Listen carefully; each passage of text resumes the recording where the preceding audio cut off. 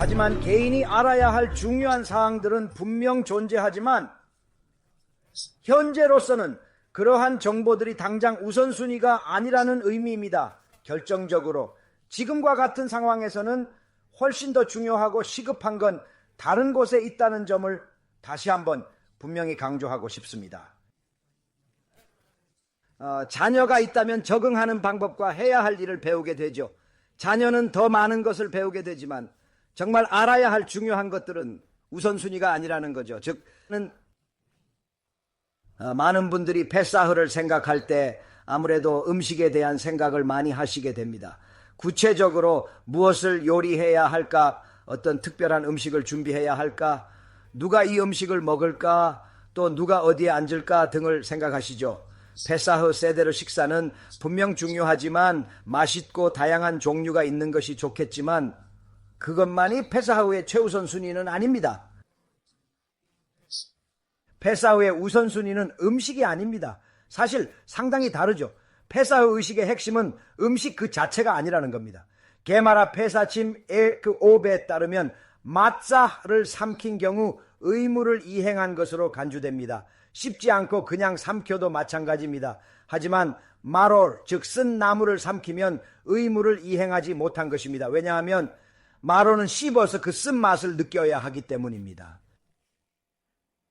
이 이무레를 이행하지 못합니다. 람밤은 마짜를 씹지 않고 삼켜도 미츠와를 이행한 것으로 간주하지만 마로르, 즉 쓴 허브를 씹지 않으면 미츠와를 이행하지 못한 것으로 봅니다. 정말 흥미로운 부분입니다. 왜 그럴까요? 한번 깊이 생각해 볼 만한 질문입니다. 상당히 중요한 차이점이죠. 그 이유를 더 자세히 알아봐야겠습니다. 그렇다면 왜 그런 것일까요? 마짜와 마롤의 요점은 단순히 음식이 아니라 그 이상의 훨씬 더 깊고 특정한 상징적 의미들을 내포하고 있기 때문입니다. 어디 그 숨겨진 의미를 좀 더 자세히 살펴볼까요? 마짜는 물론 이집트에서 우리가 겪었던 어려움을 상기시켜 줍니다. 우리가 기억해야 할 것 중 하나는 이를 가장 잘 부각하는 것 중 하나가 바로 마로르, 즉 쓴 나물이라는 사실입니다. 그리고 그것은 논의하고 생각해 봐야 할 가장 중요한 부분 중 하나입니다. 그렇습니다. 베삭 세델에서 그것은 바로 우리의 고통과 비통함을 깊이 상징하는 것입니다.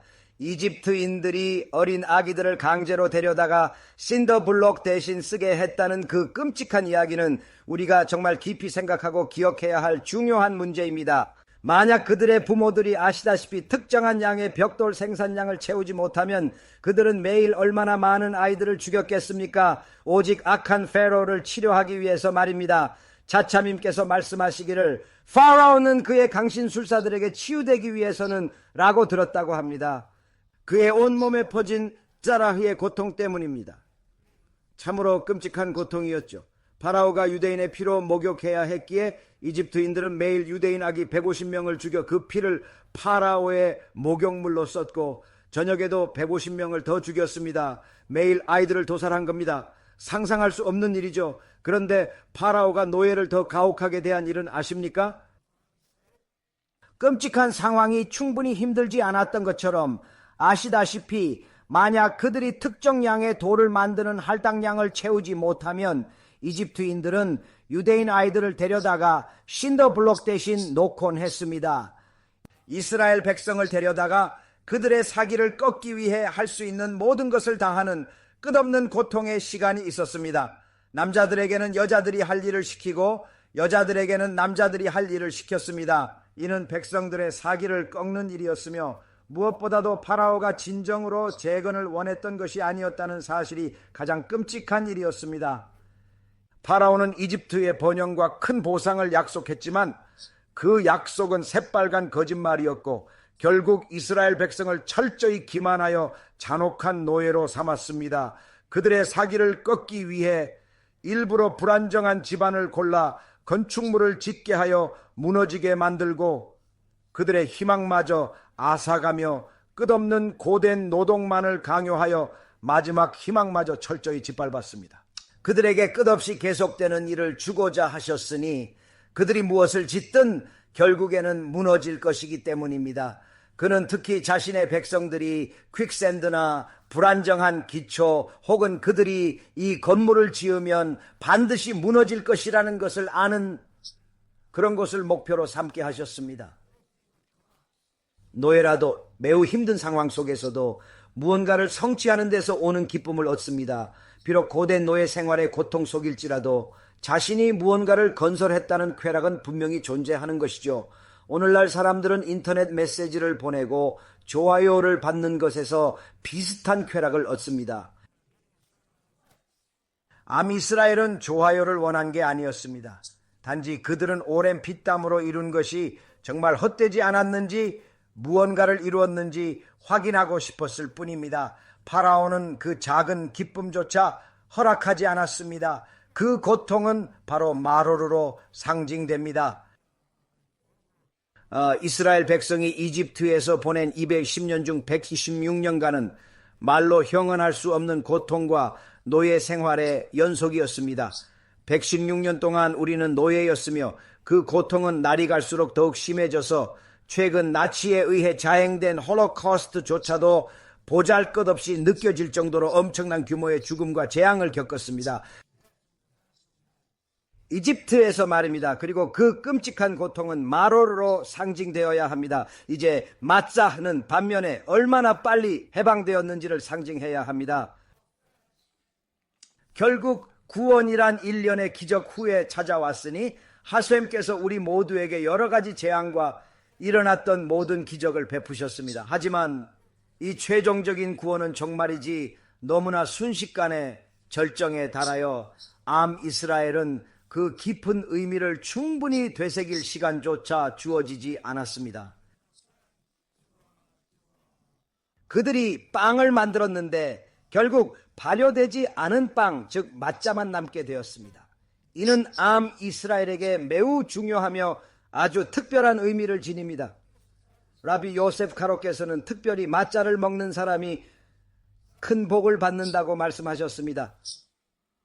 마로르, 즉 쓴 나무를 제대로 씹지 않고 그냥 삼켜버린다면 미츠바를 제대로 이행했다고 볼 수 없습니다. 왜냐하면 마짜를 씹지 않고 그냥 삼키더라도 어느 정도의 포만감을 느껴 그 결과 충분히 음미하지 못하면 구원을 얻었다는 연결고리를 가질 수 없기 때문입니다.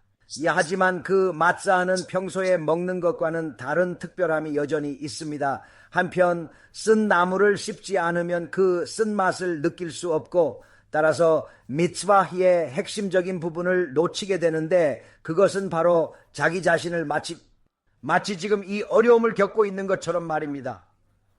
많은 사람들이 어느 정도 자유로움을 느낄 수는 있겠지만 세더, 즉 유월절 식사 동안 우리가 겪었던 고통을 느껴야 한다는 우선순위 중 하나라는 것을 깨닫는 사람은 극히 드뭅니다. 그래야 비로소 진정으로 완전한 구원을 느낄 수 있는 것입니다.